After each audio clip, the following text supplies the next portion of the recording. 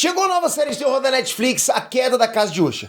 Esse nome só vai chamar a atenção de cara de quem é ligado em literatura. Mas se não é esse o seu caso, a série é inspirada nos maiores contos de terror da história. Mas vale a pena modernizar uma obra literária? Vale a tua maratona, perder teu time lá, assistir tudo aquilo? Vem comigo, eu tô pronto pra dar minha opinião. Vamos lá, hein? Que descanse em paz.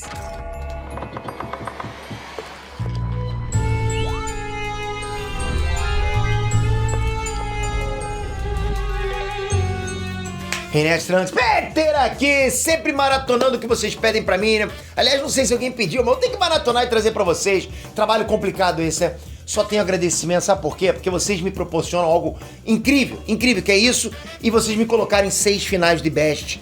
Agora estamos na fase final, não tem mais volta. Todo mundo que votou pode votar de novo. Se você já votou antes, pode votar de novo. Se você nunca votou, pode votar também.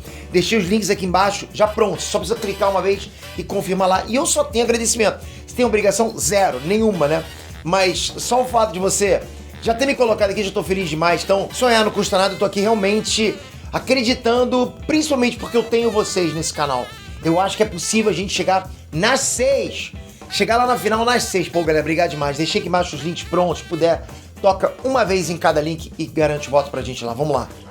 Bom, quem gosta de terror, com certeza deve ter pelo menos ouvido falar do nome Edgar Allan Poe. Quem é esse cara, Pedro? Ele foi um poeta e escritor dos anos 1800 e a obra dele foi imortalizada, né? Como um dos auges das histórias de horror da história da humanidade. E não, eu não fui colega de quarto dele. 1800, galera, porra. E o cara escreveu vários contos que ficaram super conhecidos no universo do terror, né? E um dos contos mais famosos, mais sombrios desse cara é A Queda da Casa de Usher, que foi publicado pela primeira vez em 1839. E não, eu também não li na estreia. Não comprei em pré-lançamento, ok? E foi poucos anos antes da morte do escritor. E eis que a Netflix estreou na semana passada uma série com o mesmo nome, baseada não só no conto A Queda da Casa de Usher, mas em vários outros contos famosos do autor, desse mesmo autor. Só que tudo veio com uma roupagem modernona, sabe? Com aquela cara mais moderna. Tem várias alterações na história, nos personagens. E aí eu pergunto, porra, vai mudar uma coisa que a gente já conhece? Vale a pena? Será que vale teu tempo? Será que você não vai reclamar dessa mudança? Dá pra mexer tanto assim numa obra literária e ao mesmo tempo agradar os fãs? Percebe que é uma linha tênue? Vou falar sobre isso agora e relaxa que esse vídeo aqui é sem spoiler, ok? Então vamos lá pra Queda da Casa de Usher. Na Netflix tá assim, abre aspas, editor. Para proteger a fortuna e o futuro, um casal de irmãos constrói uma dinastia familiar que começa a ruir quando cada um dos herdeiros morre misteriosamente. E aí, essa premissa te atraiu? Só essa sinopse, você olhou e falou assim, porra, eu quero assistir. Eu já vou mandando real. A história é muito mais do que esse resuminho aí. Cuidado com mini sinopse. Quantas vezes você já olhou pra uma sinopse, porra, muito pouca coisa tem aí e foi embora? Eu já fiz isso. Eu falo pra vocês isso, mas eu já fiz isso. Ah, só isso? Vou ver outra coisa. Cheio de coisa no cardápio, né? Pô, sorveteria cheia de sabor, vou logo em outros sabores lá. Então, assim, cuidado com isso. Primeiro porque a série não fala só da Queda da Casa de Usher, né? Ela pega vários outros contos do Edgar Allan Poe, como, por exemplo, O Corvo, que é bom pra caramba, O Gato Preto, O Poço e o Pêndulo, O Escaravelho de Ouro. Aliás, todos esses contos são os nomes dos episódios, mas não fica só nisso. São referências narrativas, referências visuais. Toda hora aparecem referências deles, dando um temperinho na história. E até é um exercício legal pros fãs que conhecem a literatura do Poe.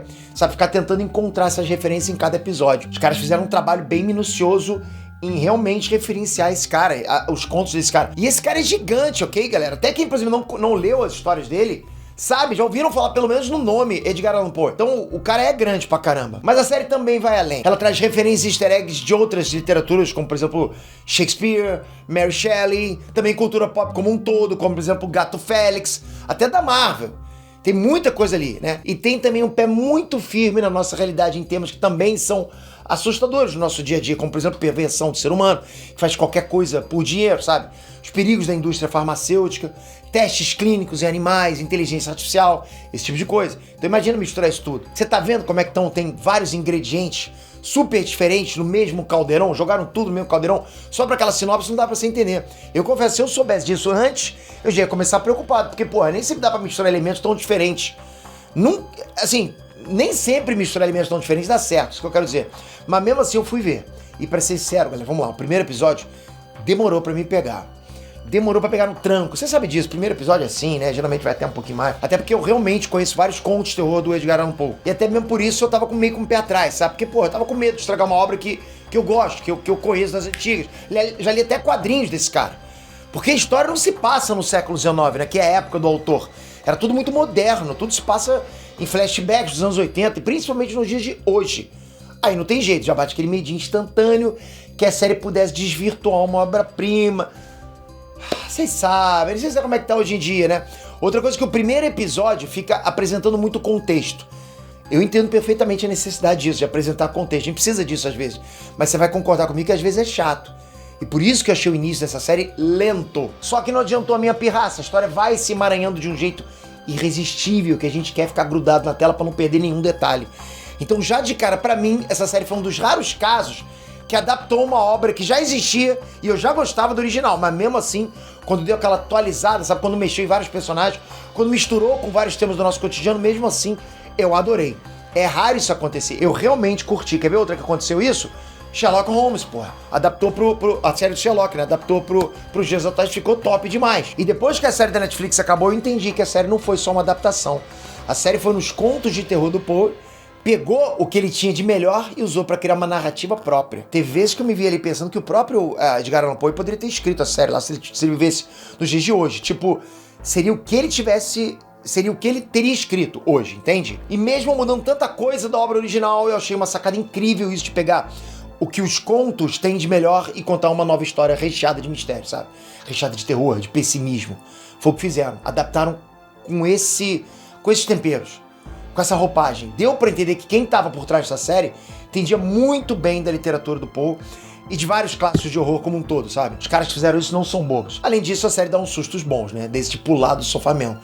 Que eu odeio passar, eu não gosto de susto. Até hoje, se eu vou em trem fantasma, eu tenho que fechar o olho. Porra, o que eu posso fazer? Eu não consigo, eu não gosto. Mas o foco é a história, não só o susto gratuito. Eu sei o seguinte, quando tá muito silêncio em filme de terror, muito silêncio, eu sei que vai vir um jump scare ou um susto. Eu já prendo a respiração. Vamos lá, pode vir, pode vir. Eu não vou fechar o olho, não vou... Porra, é complicado. Ah, e tem muitas cenas gore também. Tu gosta de cenas gore? Cuidado. Se você não gosta, tem lá, tem pra caramba. Os efeitos visuais bons na maior parte do tempo. Pouca coisa visual me incomodou, até porque filmes e séries de terror tem isso, né, de flertar com trash. Aquela coisa de filme B. Geralmente tem. Então dá pra entender quando não é assim tão realista, né? E pra quem não sabe, A Queda da Casa de Usher é a última série do diretor Mike Flanagan pra Netflix. Você deve ter visto outras séries dele, como por exemplo A Maldição da Mansão Bly e A Missa da Meia-Noite. Então assim, pra resumir, eu achei que essa nova roupagem da obra do Poe foi muito válida. Não que o escritor precisasse ser revisado, porra, de jeito nenhum. O cara é o que é clássico do jeito que é. O que eu tô dizendo aqui é que foi um trabalho muito legal. Ficou uma mistura, sabe? Tinha claramente a assinatura das histórias do diretor Mike Flanagan misturado com o jeitão das histórias de terror do Edgar Allan Poe, que, pô, estão aí há séculos. 2 séculos, né? A Queda da Casa de Usher tem história, tem profundidade nos personagens. Não é só medo pelo medo, sabe? Susto pelo susto.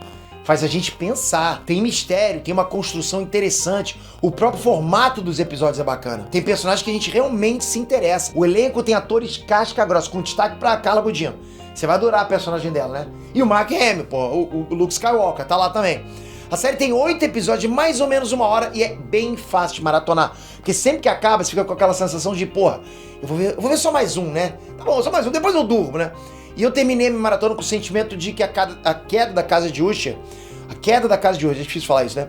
Foi uma carta de amor à literatura de horror, foi um salto quântico na carreira do diretor Mike Flanagan, tipo, foi muito bom o que ele fez. E além disso, eu acho que esse foi um jeito maravilhoso de convidar o público a conhecer o Edgar Allan Poe. Da mesma forma que fizeram com Lupin ou com Anne with an E. Todas essas séries acabaram trazendo os autores de literatura pro mainstream de novo.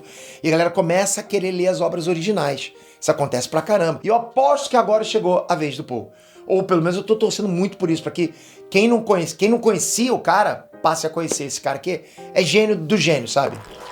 Galera, não esquece, deixei aqui embaixo os links pra vocês clicarem, ajudarem esse canal, ajudarem toda a trajetória da gente aqui como um todo. É toda uma equipe fazendo vários trabalhos ao mesmo tempo pra sempre trazer entretenimento pra vocês. É o que a gente quer, sempre alegrar vocês, alegrar o dia de vocês com alguma informação, alguma coisa bacana, né? E isso tudo só existe porque você empurra a gente.